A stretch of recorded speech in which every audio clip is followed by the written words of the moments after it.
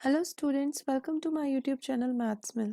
आज हम class 10th maths का टर्म 2 का सैम्पल पेपर सॉल्व करेंगे जो सीबीएसई ने अपनी ऑफिशियल साइट पर अपलोड किया है, और साथ ही देखेंगे कि किस तरह के क्वेश्चंस इसमें आएंगे, कितने क्वेश्चंस आएंगे और कैसी चॉइसेस इसमें रहेंगी।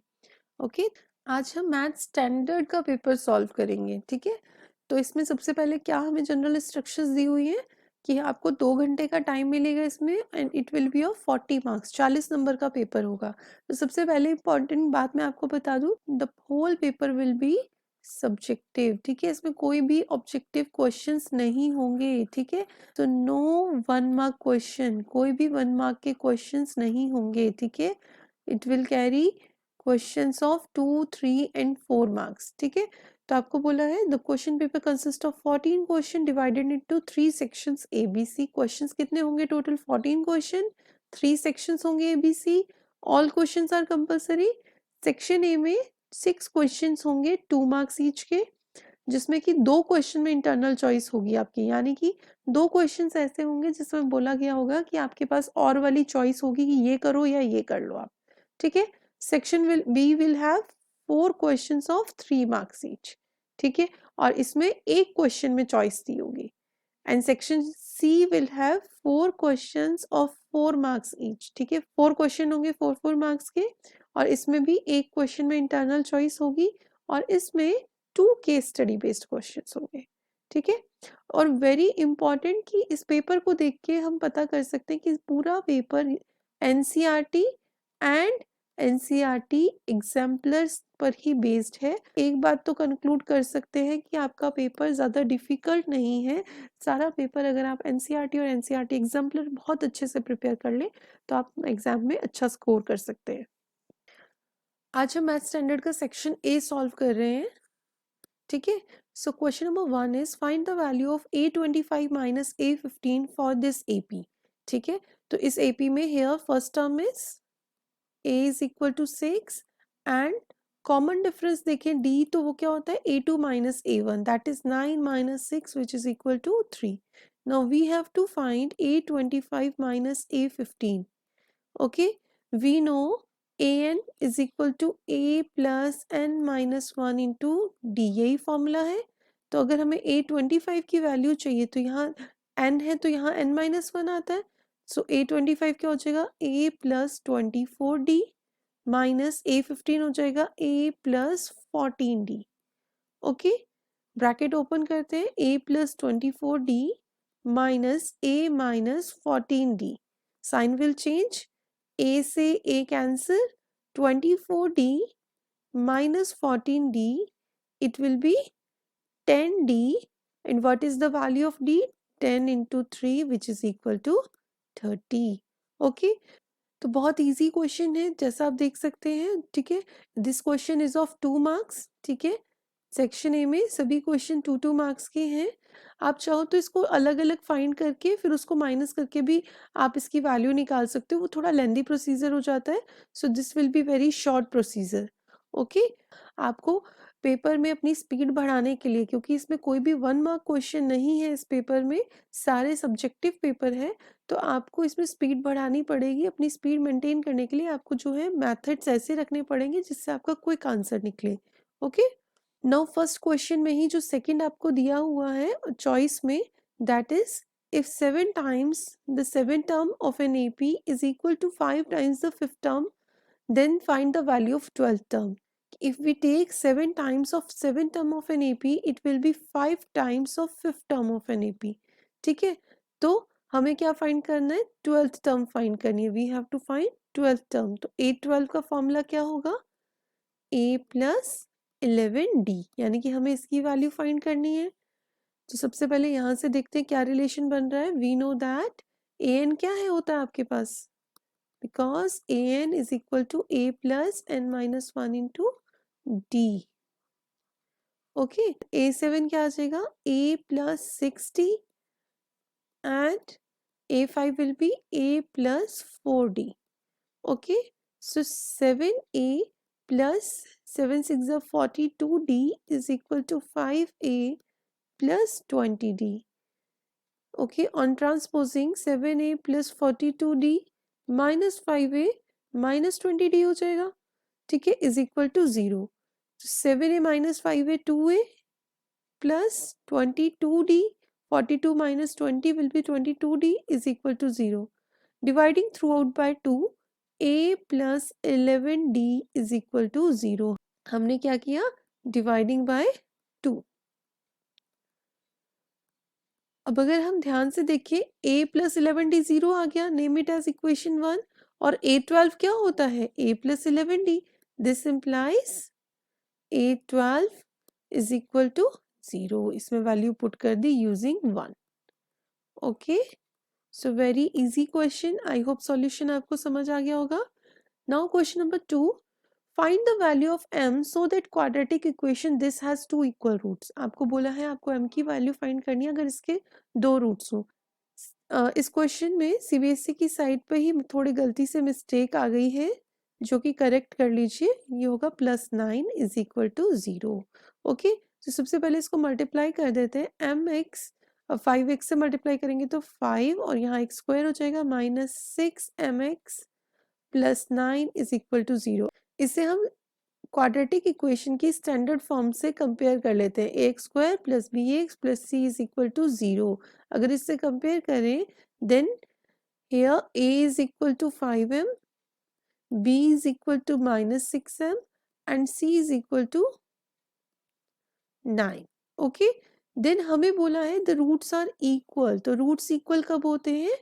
बिकॉज रूट्स आर इक्वल, तो रूट्स इक्वल होते हैं when discriminant is equal to 0 हो. ठीक है, दिस इम्प्लाइज, तो क्या बोल सकते हैं, d is equal to 0. This implies b square minus 4ac will be equal to 0. That is b square -6m का square minus 4 into 5m into 9. This will be equal to 0. 6m square, that is 36m square minus 9 5s are 45. 45 into 4 is 180m is equal to 0. ठीक है, तो अब हम common ले लेते हैं यहाँ से. we can take 36m common. We will have m minus 5 is equal to 0. That is either 36m will be 0 और m minus 5 will be equal to 0. ठीक है, तो यहाँ से m आपके पास 0 आ जाएगा और यहाँ से m इज इक्वल टू 5. ठीक है, अब कौन सा सॉल्यूशन करेक्ट होगा? m 0 नहीं ले सकते. If we take m 0 in this, अगर यहाँ m की वैल्यू 0 हो जाएगी, ये पूरी टर्म 0 हो जाएगी क्योंकि ये सारे मल्टीप्लिकेशन में, then you will have 9 is equal to 0 which is not possible. ठीक है, और ये ना तो आपकी क्वाड्रेटिक इक्वेशन रहेगी. अगर m 0 हो जाए तो ये क्वाड्रेटिक इक्वेशन रहेगी. So we reject m is equal to 0. ठीक है, this implies m is equal to 5. Okay, ये आपका सॉल्यूशन है. Okay, now the next question, question number 3. From a point P, two tangents PA and PB are drawn to a circle with center O and radius R. आपको बोला गया है P से PA और PB दो tangents draw किए गए हैं एक सर्कल पर जिसका सेंटर O है और रेडियस R है. OP आपको 2R दिया हुआ है. This OP is 2R and we have to find angle APB. APB ये एंगल हमें फाइंड करना है और बताना है what type of triangle is APB. APB triangle किस टाइप का ट्राइंगल है?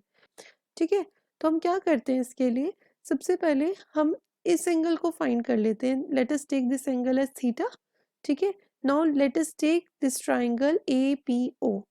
इन ट्राइंगल APO, इस ट्राइंगल में angle A will be equal to 90 degree because radius is always perpendicular to the tangent at the point of contact.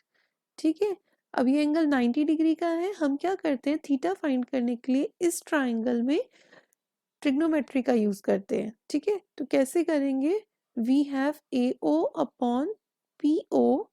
अगर हम इस triangle को देखें, ये एंगल 90 डिग्री है तो इसकी अपोजिट साइड क्या होगी, हाइपोटेन्यूज.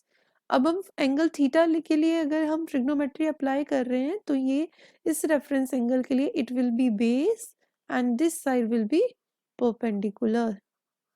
ठीक है, तो we can write here P over H that is sine of angle theta.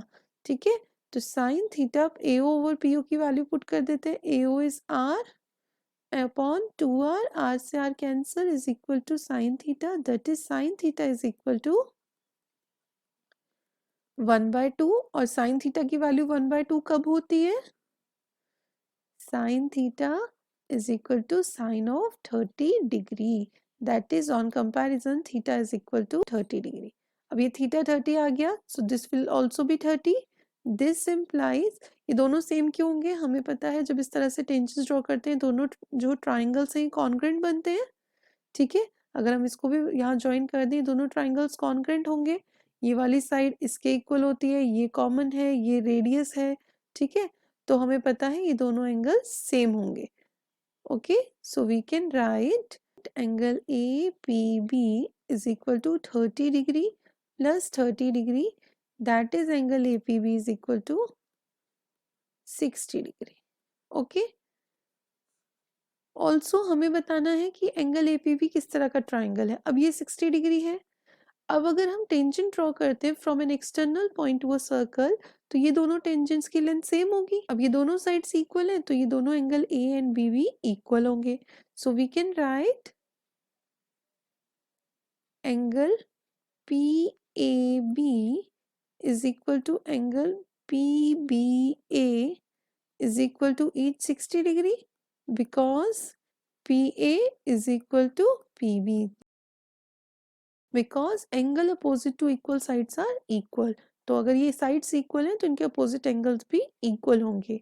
तो ये इक्वल है, ये वाला 60 डिग्री है, तो ये दोनों भी 60-60 होंगे, because according to angle sum property the sum of three angles of a triangle is 180 degree। This implies triangle APB is an equilateral triangle।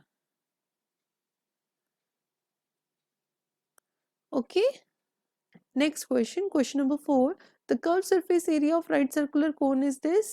आपको कर्व सरफेस एरिया दिया हुआ है कोन का and radius is 56 centimetre, we have to find its height. Okay, तो कैसे करेंगे? Curve surface area का formula of cone is equal to 12320 centimetre square. तो इसका फॉर्मूला होता है pi R L which is equal to 12,320। Pi is 22/7, radius is 56 and L we have to find first of all L here and then L की help से हम height find करेंगे, ठीक है। सो 12320 on transposing we get 12,320 into 7 will come in numerator and 22 into 56 will be in denominator। 7 8s are 56, okay, 8 से इसको cancel कर देते हैं, 8 1s are 8, 43, 8 5s are 40, 32, 8 4s are 32 and 0, then 11 2s are 22, 11 1s are 11, 11 4s are 44 and 1 0, 2 से 70 times. तो L कितना आ गया आपके पास? 70 centimetre. Now we have to find height. तो हमें पता है we know that L square is equal to R square plus H square, ठीक है। किसी भी कोन में जो स्लेंट हाइट होती है, स्लेंट हाइट का स्क्वायर होता है रेडियस का स्क्वायर प्लस आपका हाइट का square. This implies H square, इसको ट्रांसपोज इस तरफ कर देते हैं, H square is equal to L square minus R square. So h square is equal to L square 70 square minus 56 square.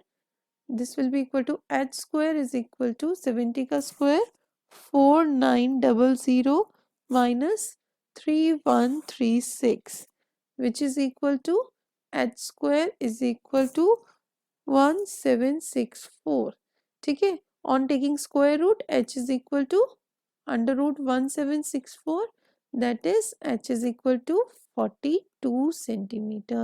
So this is the height of the cone, very easy question। Now question number 5, Mrs. Garg recorded the marks obtained by her students in following table। Mrs. Garg ने अपने बच्चों के द्वारा जो marks लिए गए किसी test में उन्होंने इस टेबल में लिखे हैं। She calculated model marks of the students of the class as 45। उन्होंने कैलकुलेट किया कि जो मॉडल मार्क्स है उस क्लास के स्टूडेंट्स का वो कितना है 45।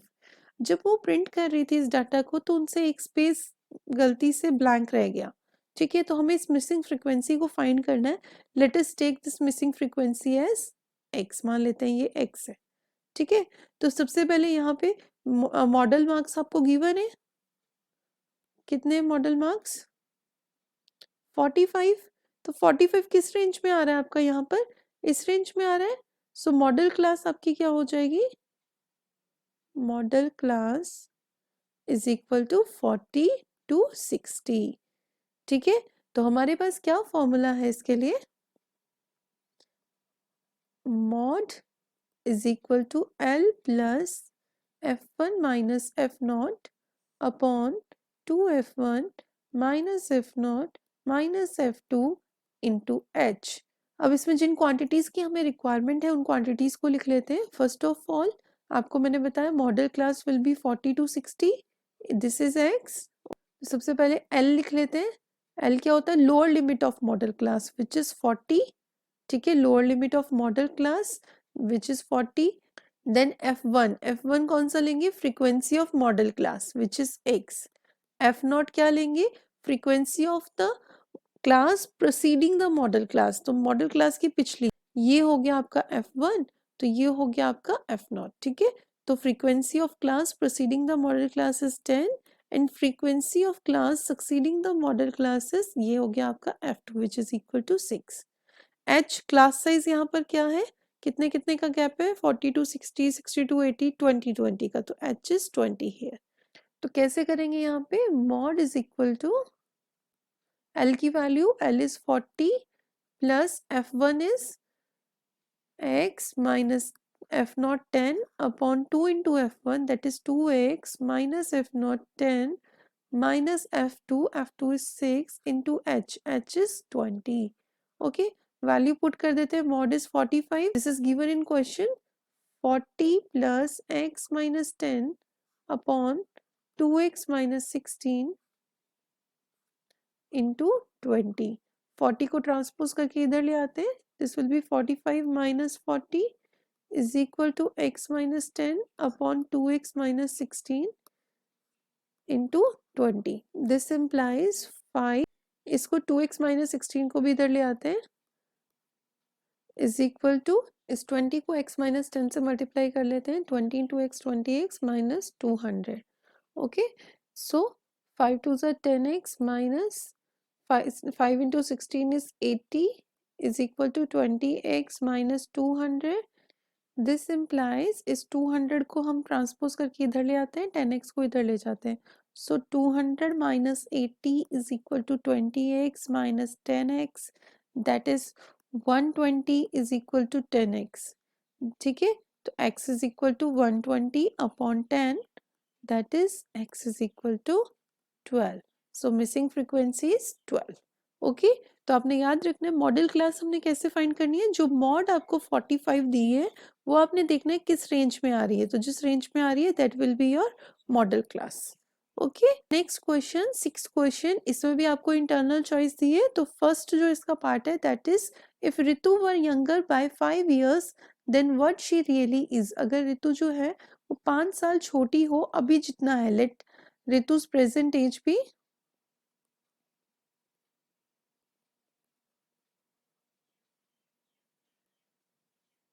भी x years। ठीक है, तो अगर जब वो आपको क्वेश्चन में बोला है अकॉर्डिंग टू क्वेश्चन कि अभी वो जितने साल की है अगर उससे 5 साल छोटी हो that is x minus 5, then the square of her age would have been 11 more than 5 times her present age।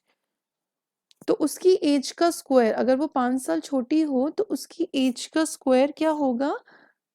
11 more than 5 times her as की, उसकी एज के 5 टाइम्स से 11 ज्यादा होगा। ठीक है, इसको सिंप्लीफाई कर लेते हैं, a minus B whole square apply करेंगे, a square plus B square that is 25 minus 2ab minus 2 into 5 into X that is 10x minus 5x इस साइड ले आते हैं, माइनस 11 इज इक्वल टू 0। तो आपके पास आ गया x square minus 10x minus 5x, it will B minus 15x, 25 minus 11 is plus का 14 is equal to 0। इसे हम splitting the middle term method से भी कर सकते हैं। कैसे करेंगे? X square minus 14x minus 1x. 14 ones are 14 and 14 plus 1 is 15 plus 14 is equal to 0. Common ले लेते हैं, इन दोनों में से x कॉमन आ जाएगा, x माइनस 14, और यहाँ से कुछ भी कॉमन नहीं है तो -1 कॉमन लेंगे, x माइनस 14 आ जाएगा। पूरे से क्या कॉमन ले सकते हो, x माइनस 14, तो अंदर आपके पास क्या बच जाएगा, x minus 1. This is equal to 0. This implies either x minus 14 is equal to 0 or x minus 1 is equal to 0. So this implies x is equal to 14 or x is equal to 1. अब ये जो as I है, अब x is equal to 1, क्या वो 1 साल की हो सकती है? अगर वो 1 साल की अभी है तो 5 साल पहले की एज कैसे लेंगे, वो तो नेगेटिव हो जाएगी। 5 साल पहले की एज उन्होंने बोला है ना कि उसका स्क्वायर करें तो वो उसकी अभी की एज के 5 टाइम्स से 11 ज़्यादा होगा, तो उसके 5 साल पहले की एज अगर हम लेंगे तो that will be negative, so reject कर देंगे हम इसे, rejecting x equal to 1. So Ritu's age, present age is equal to 14 years. Okay, next question इसी का ही आपको और पार्ट में दिया हुआ है, तो ये कैसे करेंगे, सॉल्व फॉर x. हमें इस क्वेश्चन को सॉल्व करना है, x की वैल्यू फाइंड करनी है, तो इस सबसे पहले इससे हम कंपेयर करते हैं किससे, ax square plus bx plus c is equal to 0. So here a will be equal to 9, b is equal to minus 6p and c is equal to p square minus q square. ठीक है, अब हमें x की value find करनी है, we will use quadratic formula here, minus b plus minus under root b square minus 4ac upon 2a. Okay, तो कैसे करेंगे, माइनस b की value minus of minus 6p plus minus under root minus 6p का b का यानी कि square minus 4ac, 4 into a is 9 and c is p square minus q square. okay, upon 2a, so 2 into a is 9 plus 6p हो जाएगा, यहाँ plus minus 6p का square 36p square minus 9 4 ज़ा 36, तो 36p square minus minus plus 36q square. Okay, upon 18, 36p square से 36p square cancel, सो यहाँ पे आपके पास आ जाएगा x is equal to 6p plus minus under root 36q square, q square upon 18. This is equal to 6p plus minus 36 का square root लेंगे तो 6 and q square का square root q upon 18. Common ले लेते हैं 6, p plus minus q upon 18, 6 3s are 18. Now we can write x equal to p plus q upon 3 and p minus q upon 3. Okay, I hope the solution is clear to you. तो इसमें हमने क्या किया, सबसे पहले इसको compare करके a b c की वैल्यू निकाल ली और फिर हमने इसमें क्वाड्रेटिक फॉर्मूला अप्लाई कर लिया. तो all the questions are very easy. In section A all questions are of 2 marks. ठीक है, सभी 2-2 नंबर के ही क्वेश्चंस हैं. आई होप आपको सेक्शन ए के सभी क्वेश्चन समझ आ गए होंगे. Thank you for watching the video. अगर आपको ये वीडियो पसंद आया हो तो इसे लाइक कीजिए, शेयर कीजिए और मेरे चैनल को सब्सक्राइब कीजिए और साथ ही बेल आइकन प्रेस करना ना भूलें, ताकि जब भी मैं कोई नया वीडियो अपलोड करूं तो आपको उसकी नोटिफिकेशन मिल जाए. तो मिलते हैं अगली वीडियो में जिसमें हम सॉल्व करेंगे section B of this sample paper term 2.